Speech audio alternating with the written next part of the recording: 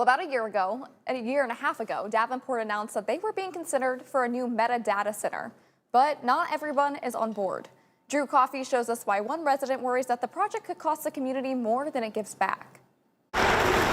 They kind of wreak havoc. Sure, they might bring a little money and a few jobs to your area, but at what cost? Back in May 2024, the city of Davenport announced that tech company Meta was considering putting a 328-acre data center near the Amazon facility. But as you can see, this plot of land remains empty over a year and a half later. If it goes through, I will be so heartbroken for this area. News 8 reached out to the city, who confirmed Meta has purchased the land but has not announced any plans to build yet. An update Davenport local Elizabeth Van Camp is happy about. My hope would be that we never see that data center get built. Van Camp is a master's student in environmental science and a local activist. She says a data center of this size could create a negative ripple effect, especially when it comes to electricity costs for residents. A data center the size of the one that they want to put in Davenport could use up to 1 gigawatt of electricity, which that may not mean anything to you, but that's enough energy to power around 1 million homes. Van Camp also points to water usage. Data centers require massive amounts of water to cool powerful servers,